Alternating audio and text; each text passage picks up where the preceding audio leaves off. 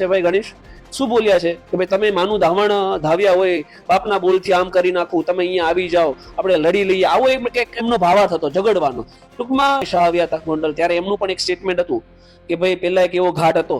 કે ગોંડલ ચાલુ થાય એટલે કાયદો વ્યવસ્થા પૂરી થાય એમણે પછી એમ કીધું હતું કે એ બધું બંધ થઈ ગયું છે પણ નહીં હકીકતમાં એ પણ જે હરેક જાતિ જ્ઞાતિ ઉપર બર્બરતા આચરે છે જે કાયદા કાનૂનને ખિસ્સામાં લઈને રખડે છે એવા લોકોને ક્યારેય ટિકિટ મળવી જોઈએ નહીં કારણ કે એને સત્તાનું સુરાતન ચડે છે અને હાલ જે ભાઈ બોલે છે ને કે ભાઈ બાપના બોલથી માનું ધાવણ ધાવ્યા હોય તો અહીંયા આવી જાઓ તો એને જ કહેવાય સત્તાનું સુરાતન હકીકતમાં એ વ્યક્તિનું કોઈ એક્ઝિસ્ટન્સ જ નથી એમના પિતા એમના માતા જે એમએલએ છે એમના જોર ઉપર એ બોલે છે ત્રણ બોડીગાર્ડો સાથે રાખે છે કોઈ પણ વ્યક્તિને એવું કહી દે છે કે તમે અશાંતિ ફેલાવો છો અલા મર્ડરો કરી તમે ગોંડલની અંદર મારા ખ્યાલથી હું જે રીતે 30 વર્ષથી મારા જાહેર જીવનમાં પડેલો છું મારા જાહેર જીવનની અંદર ગોંડલમાં ક્યારે મેં અશાંતિ જોઈ નથી હાલની જો વર્તમાન સમયની વાત કરવામાં આવે તો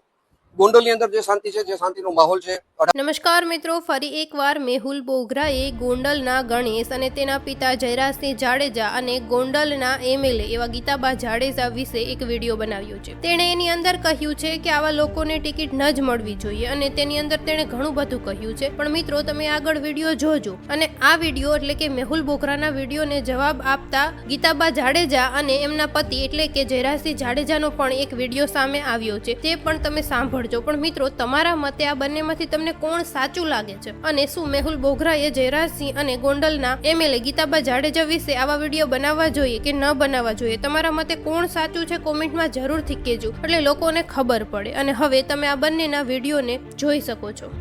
જે ગોંડલને ગુલામ બનાવે છે, જે તાનાશાહી ચલાવે છે, જે હરેક જાતિ જ્ઞાતિ ઉપર બર્બરતા આચરે છે, જે કાયદા કાનૂનને ખિસ્સામાં લઈને રખડે છે એવા લોકોને ક્યારેય ટિકિટ મળવી જોઈએ નહીં કારણ કે એને સત્તાનું સુરાતન ચડે છે અને હાલ જે ભાઈ બોલે છે ને કે ભાઈ બાપના બોલથી માનું ધાવણ ધાવ્યા હોય તો અહીંયા આવી જાઓ તો એને જ કહેવાય સત્તાનું સુરાતન હકીકતમાં એ વ્યક્તિનું કોઈ એક્ઝિસ્ટન્સ જ નથી એમના પિતા એમના માતા જે એમએલએ છે એમના જોર ઉપર એ બોલે છે ત્રણ બોડીગાર્ડો સાથે રાખે છે કોઈ પણ વ્યક્તિને એવું કહી દે છે કે તમે અશાંતિ ફેલાવો છો અલા મર્ડરો કરી તમે ગોંડલની અંદર અશાંતિ ફેલાવી છે તો આવા લોકોને ટિકિટ ના મળવી જોઈએ એ સિવાય અન્ય કોઈ પણ ધર્મ અન્ય કોઈ પણ સમાજ અન્ય કોઈ પણ જ્ઞાતિના વ્યક્તિને ટિકિટ મળે એવી ભાવનાઓ સાથે અમે ગોંડલમાં આગળ વધીશું। જે સમજદાર લોકો છે એ સમજી જશે એ ક્ષત્રિય હોય કે પાટીદાર હોય કે અન્ય સમાજ હોય આ વ્યક્તિએ કોઈને મૂક્યા જ નથી। જે ગણેશ છે એને કોઈને મૂક્યા નથી એને પછાત જાતિ ઉપર અત્યાચાર કર્યા છે એમને સોલંકી વાળા દરબાર પટેલો કોઈને મૂક્યા નથી એટલે જો આવા વ્યક્તિઓ સમાજની વાત કરે તો એ તો આપણા ગળા નીચે ઉતરે એવી વાત નથી।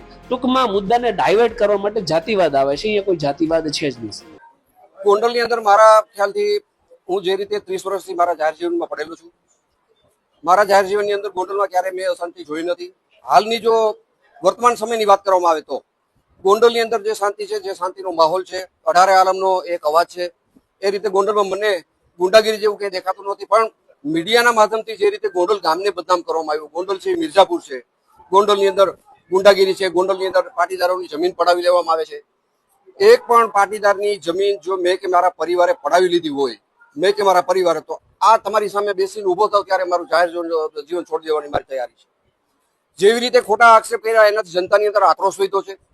ખોટી જ વાત ગોંડલને બદનામ કરવાની વાત ગોંડલ મિર્ઝાપુર છે ગોંડલની અંદર કોઈ દીકરી દેતું નથી આ હદ સુધીના નિવેદન મીડિયાના માધ્યમથી આ બધા મિત્રો પહેલા બેને જીગી